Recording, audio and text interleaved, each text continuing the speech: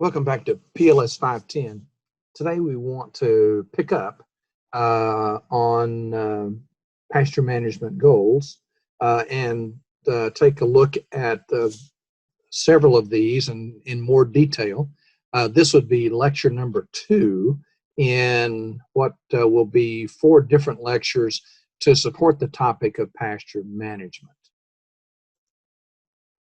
So number 1, the first goal of a long grazing season is not a new concept this semester. We want a grazing season that can be as long as is practically possible for the resources on the farm. And we have seen this graph before.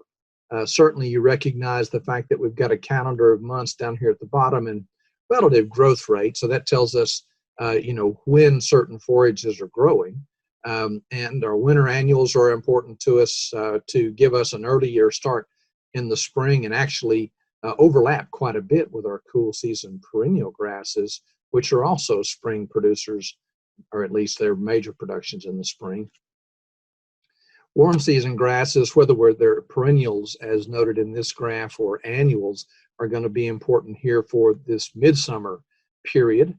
And winter annuals can also give us a help in the fall if we have a fall that has moderate temperatures and moisture, and we get them planted early enough.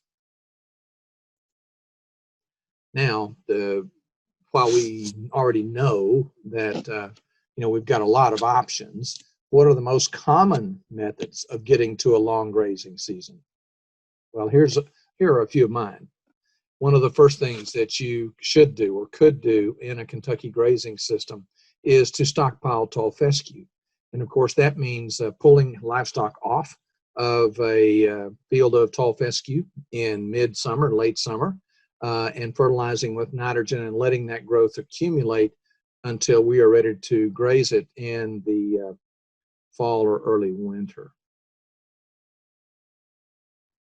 Probably the second most common pasture management strategy taken to give a long grazing season is to add summer forages, whether we're talking about pearl millet, foxtail millet, sorghum Sudan, Sudan grass, crabgrass, even alfalfa could be considered a summer forage. Annual lespedeza, Sericea lespedeza, are summer forages that we can manage in a grazing system to give us extra production.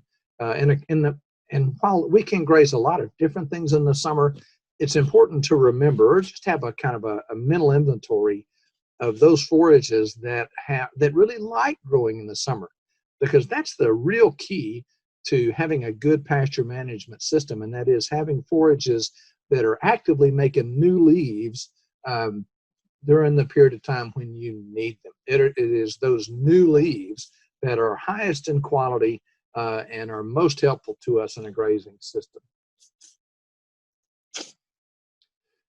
Following that, your third most prevalent option would be adding some sort of a fall or winter forage. And we've talked about small grains, we've talked about annual and perennial ryegrass, but you can also use the brassicas, turnips, thinking radishes, and things like that. Chicory, there's a forage chicory that is very leafy, very low growing, and very high in quality. In fact, all of the brassicas are extremely high in quality. They are low actually in percent dry matter when they're standing and fresh, and in some cases without having something else in the diet with them, they can cause us some problems, particularly in small ruminants with some digestive or health issues. And another step I'm going to say adds to a long grazing season is protecting cool season pastures during heat and drought. And I'm going to say a little bit more about this later. So in the next pasture goal that we have, at least on my list, it is quality and quantity, which all relate to the intake. And I want to try to keep in mind and use some examples of the major types of livestock that we will graze in Kentucky: horses and sheep and goats and cattle. Jim Garish is well, and frankly, an internationally known speaker on grazing and forage management. And Jim says this. He says, pasture performance is 75% quantity and 25% quality. I have paraphrased that to this: you can't manage what you don't have. So, and the point of this is we do need quality, and the leafier and greener it is, the higher the quality. But we need quantity first. If you don't have the forage growing within a period of time that you need to be producing it for livestock, then the quality is irrelevant. The quality can be tremendously high, but the quantity is not right, and your performance overall is not going to be good. So pasture performance is at least as much quantity as it is quality. And Jim gives that a 3-to-1, 75% quantity to 25% quality. He gives it that ratio. Another thing to keep in mind as you manage pastures is that livestock eat differently. Now, in general, you'd like every mouthful to be full and easy to get, but that's different for our major grazing species. Let's take a look at how animals graze with the mouth parts and interacting with the forage that is in the pasture. Cattle have an upper hard dental pad and teeth on the lower side of the jaw, and they will rip or tear forage from the plant. And the picture before is actually easier to see that.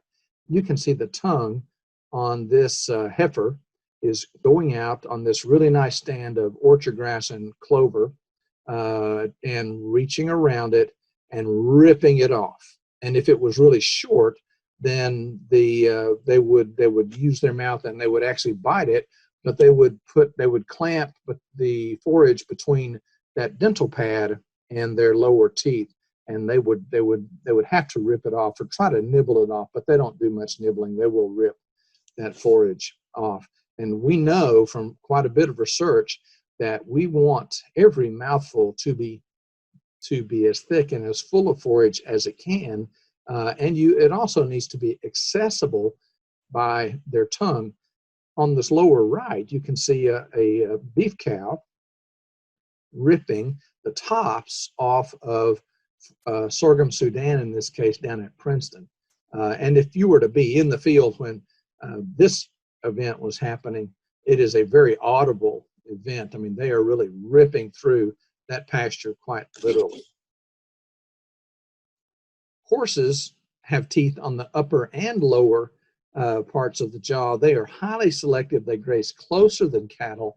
And pastures of horses tend to be lawns and roughs, which is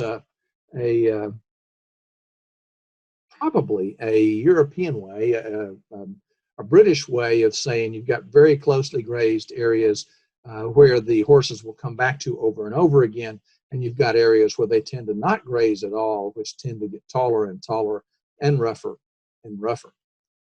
Sheep and goats have smaller mouth parts, and their upper lip may not be split, but it is very flexible. They nibble rather than rip like cattle, but they, like cattle, have lower teeth and an upper dental pad. But they have higher rates of biting, and they are more selective and will graze closer than cattle. And of course, that makes me think, with sheep and goats and grazing close, is this idea that close grazing is a problem not only for pasture growth, but for internal parasite loading in sheep and goats. But we've talked about that before. It is quite a difficult topic to try to get your head around, I think. And it just is, in terms of the management that you need to do. Pasture management cannot completely alleviate or minimize or solve the internal parasite problem with sheep and goats. When we think of utilization, I need you to think about the fact that we are actually trying to grow a crop and graze a crop at the very same time, which is very different than our cropping systems with corn or soybeans, for example. And the way I want to do this is I want you to visualize a field, say April the 15th, when growth is just starting really good, and it's not going to be hayed and it's not going to be grazed, and try to draw a graph indicating the yield and separate that yield into green versus dead material. So take a second and pause the video and see what you come up with.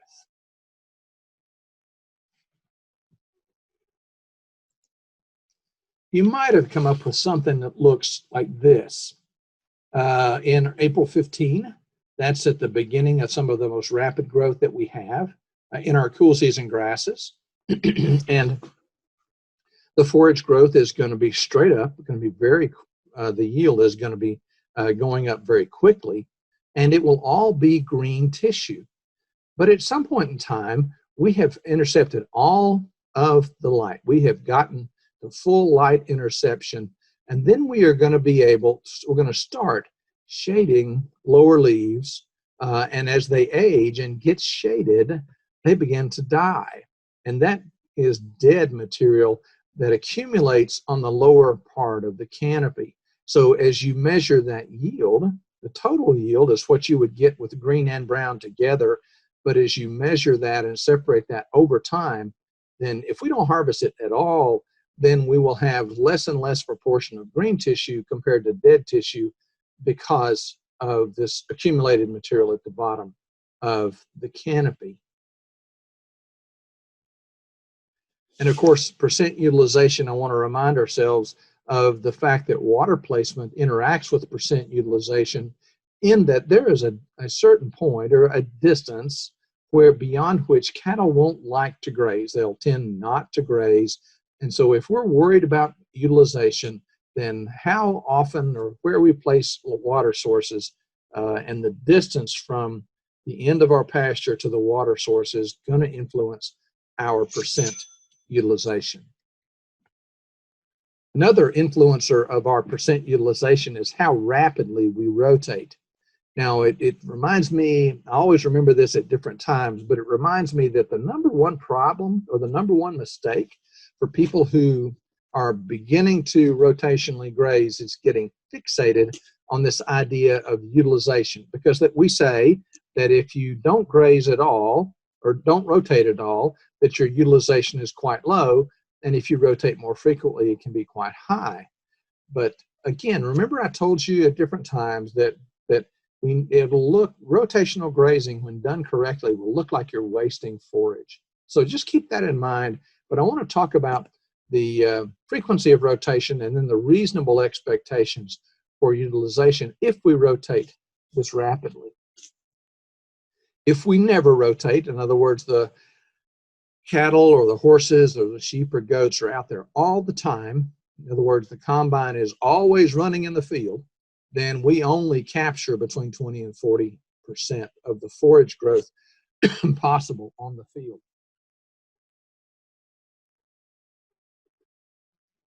If we do have a rotation, but it's a slow one, say a month on and then we remove them and go someplace else, then we can up that utilization to about 30 to 50%.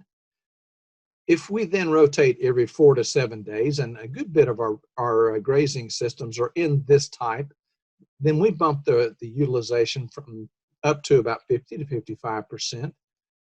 Beyond that, to 3 days, to daily, to twice daily, then you can get into some of those very high percent utilization ranges. And I want to caution you, you might say, not caution you, but you might say that these numbers are not great, man. Why don't we just utilize 80% or 100% of the pasture that is there? Well, remember, we have to leave some. We have to leave some. So utilizing all of the pasture that is there is actually not a good strategy. And for most of our operations, horses and cattle and sheep and goats, we're going to be in this range, and you probably can push these systems to between 50 and 60% or closer to 60% utilization. But to get up into this range, We are typically rotating every day or twice daily so that we do not waste any. The cattle or livestock, whatever we're rotating onto the pasture, when they get to the pasture, they are hungry. And the first thing they do is put their head down and they graze what they see. And they don't have time to urinate and defecate on fresh forage. They go ahead and eat it first. And so we push our utilization rate up that way. These figures came from the NRCS Graze tool that I will have you use. And you can find similar ranges published in other places that may vary from this slightly. But you can see the point of this is the more paddocks that we have and the more vigorous or rigorous our rotation, then our expectations for utilization percentage will go up. Another pasture goal we have is to manage for maximum regrowth. And I want to show you this graph, and because it really represents the growth curve after defoliation or after harvest for almost all of our forage crops. And that is well, let's look at the scale first of all. This is days after defoliation, 0 to 30 or 35. Pounds of dry matter is on the vertical axis. Here is the day of defoliation. Okay, so days of regrowth. This is the day we cut it. The first thing you will notice is that for the first week or so, that the growth rate is very short or very low because the plant is shifting gears. You have taken most of the green photosynthetic area. Hopefully, you've left some. So it's got to push out new growth, and the growth rate is proportional to the leaf area that is got, or the photosynthesis supply, whether that's coming from green leaf tissue that's left or from root reserves. After we then get to about a week or so, then we will get into the phase of rapid growth. And after about 3 weeks or so, then that growth slows down because we have gotten to full light interception, and then we begin to shade and lose the lower parts of the canopy. So this is a general S-shaped growth curve for our forage crops. Now, obviously, if we only have growth between the 0 and say 7.5 days, then we're going to have no yield. And we want to have the growth up here in this range. And that means that we have growth every day that the forage is capable of growing. So we would like to keep it growing as rapidly as possible. The way that rotational grazing helps us is that we can then harvest here and wait for the crop to get into this rapid growth phase so that our yields are up. If we're always harvesting at a week, then you can see how we will wind up with low yields for the season.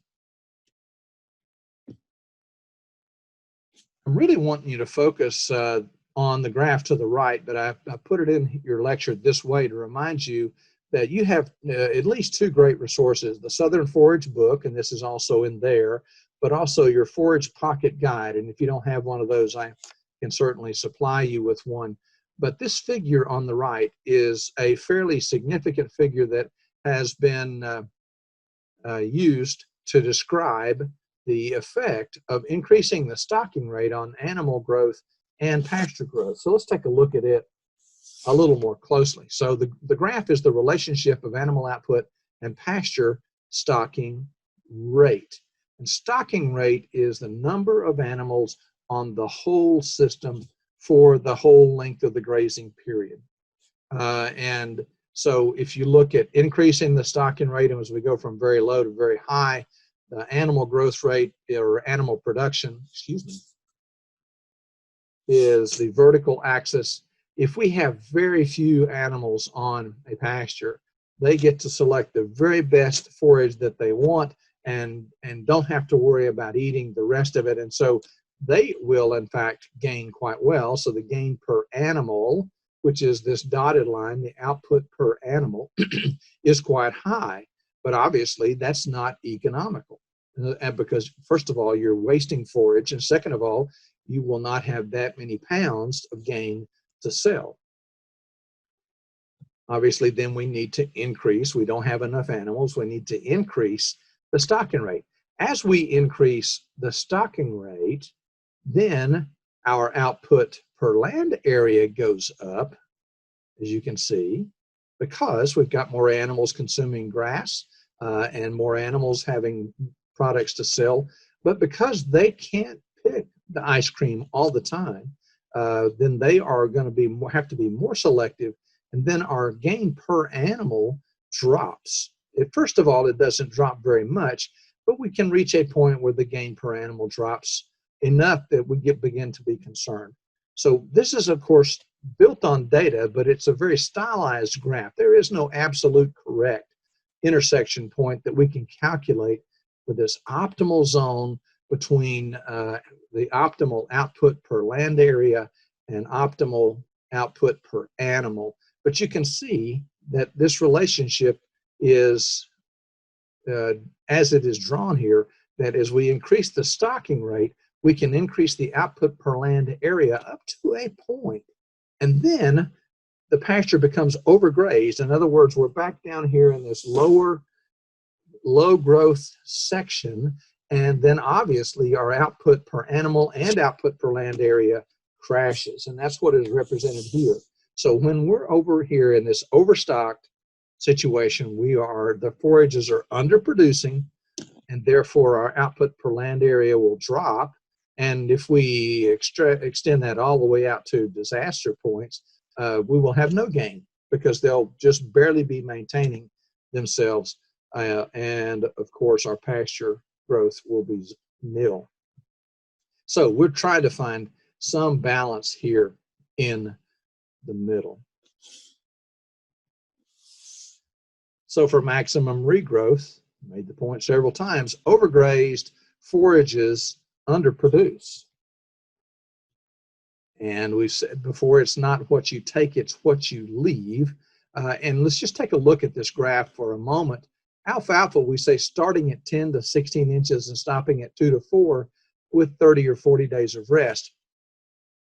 Our forage crops have, when they're actively growing, it is remarkable how often you can define their growth cycle as a 30-day period. And a lot of times we think of our growth cycles in 30-day periods. Certainly for alfalfa, about every 30 days it is ready to cut. So when we say starting at 10 to 16 inches, and if you were to think about alfalfa as a hay crop, you would not probably cut at 10 to 16 inches. You could wait until it was 24 or whenever however tall it's going to be at a month. But when we have to start a little earlier on grazing systems than just the perfect time, because if you're grazing, a field of alfalfa, then if you start and you wait until the alfalfa is absolutely ready across the whole field, and then you start, obviously, by the time you get around that field, your field is going to be way over mature on the last paddock. So we have to start a little earlier than optimal to across that paddock, across that system. And that's why we list 10 to 16 inches. That's a little bit low. If you were just trying to graze it optimally for one short period of time. Stopping and leaving 2 to 4 inches of growth is more with alfalfa, since we know it grows completely from crown reserves. That's more based on what the quality needs are of the animal. In other words, the highest quality of most any forage is the tops, and the lowest quality is the bottom. So with alfalfa, pulling off at 2 to 4 inches really means that you don't want them to graze that low, because if they're the last, say, between 8 and 4 inches, it is not high quality. And with dairy cattle, we've seen this peak and drop with number of days on a particular paddock, because the peak or milk production peak and then drop, because you can envision that if we section off the alfalfa plant, and the first day they eat the top 2 inches, and the next day they eat the 2 inches below that, and the next day they eat 2 inches below that, then the first day and the second day they're producing well. The third day, they're probably not getting enough energy and protein to support maximum milk yield. If you look at Bermuda grass, 4 to 8 inches to start, and going down to 1 or 2 is going to work. Tall fescue, similar, down to 2 or 3. And Kentucky bluegrass down to lower values than that. Orchard grass, we've pushed the numbers up a bit, and we want to leave 3 or 6 inches. Switchgrass and pearl millet are very erect growing species. And of course, you start higher and leave more residual growth. So, but for growth, it is not what you take, it's what you leave that really makes a difference for a pasture system. And again, I make the point that the most common mistake for people who are intensively grazing for the first time is they are able then to limit animals and force them to eat all of the forage that's there. But sometimes, well, or in real fact, grazing all of the available forage is counterproductive. Here's one way it's counterproductive. This is some work done at the University of Georgia where they grazed very, very low during the summer on a tall fescue stand, and they left 3 inches of residual with tall fescue.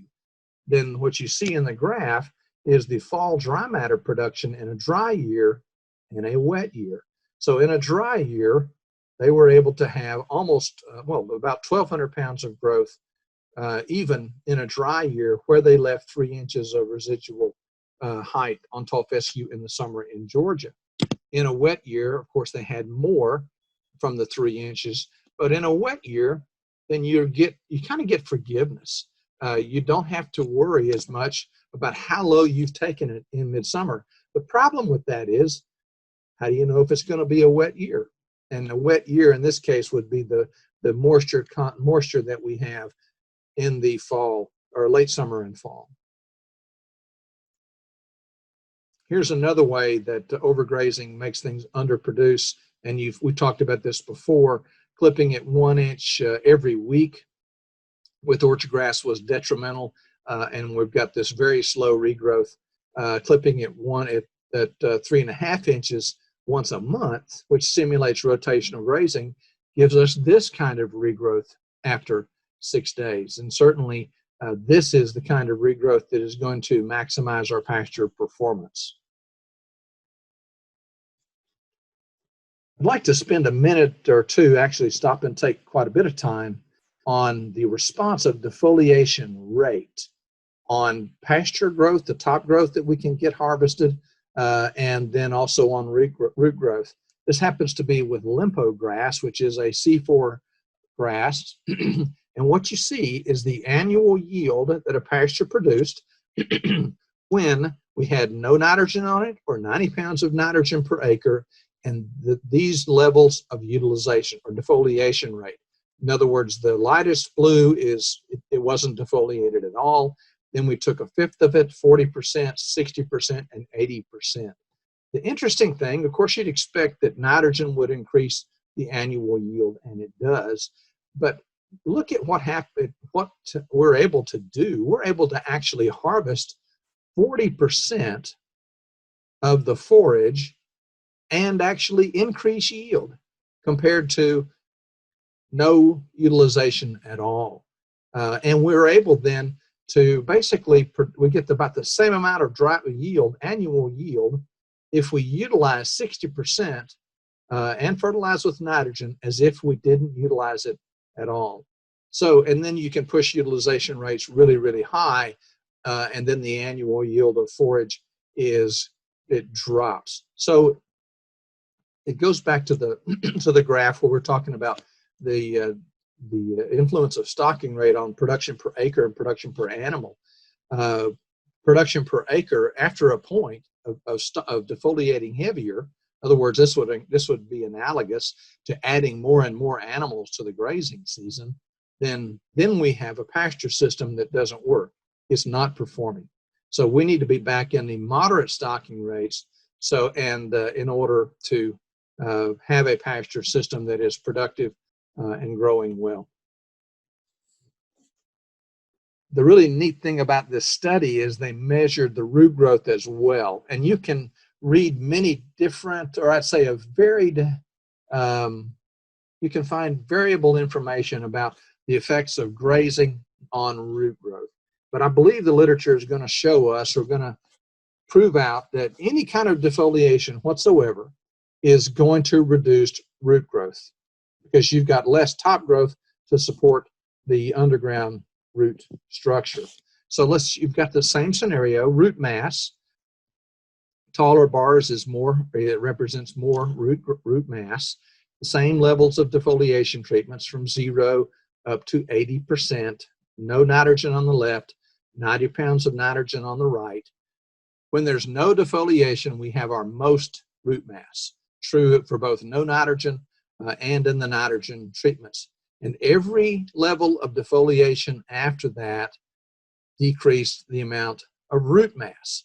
But what I think is interesting is that with no nitrogen at all, after we begin to take when we got to go up in defoliation intensity from 20 to 40%, we began to precipitously drop root mass. Nitrogen was able to mitigate that drop, and the drop is more moderate as we increase the percent utilization. So the important thing to remember from this is that when we defoliate heavier, we are certainly impacting top growth, and that's quite obvious, but we also impact root growth.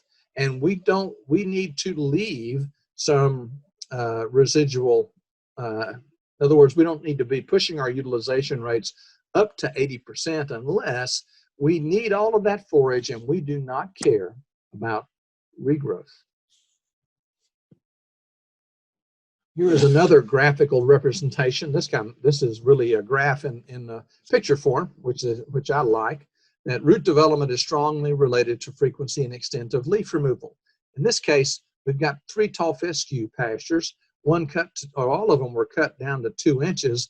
The only thing that differed was how frequent.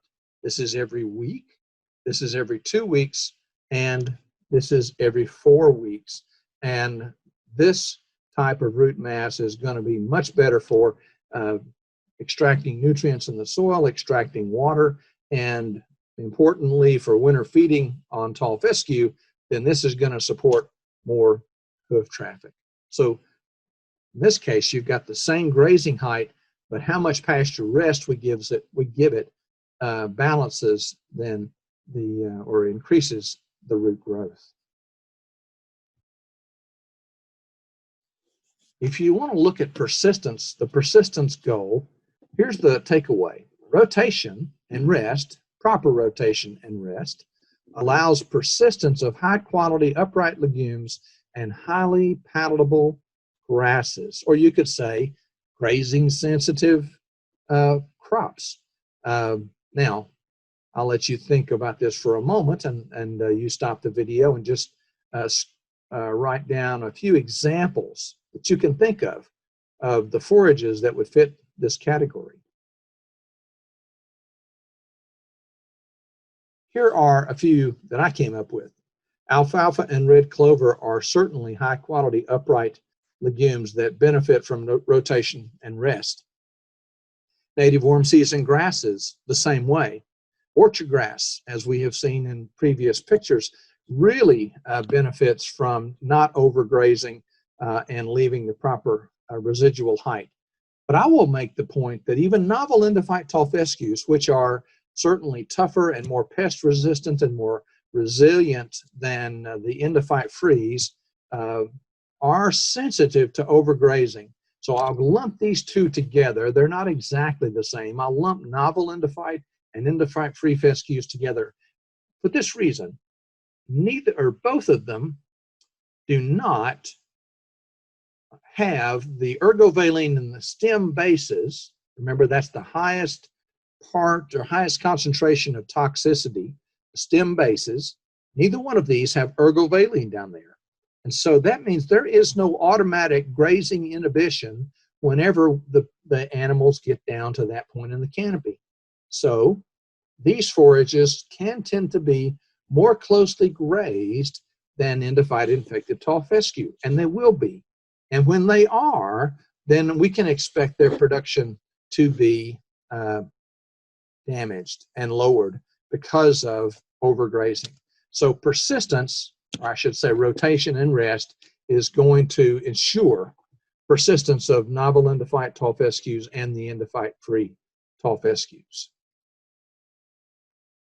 So I'm going to draw this part of the lectures on pasture management to a close simply by going back over the summary of our pasture management goals and think back to all the ways that we talked about to get a long growing season, to get intake, quality and quantity, to have the proper amount of utilization, to have maximum regrowth. What do we have to do to have maximum regrowth?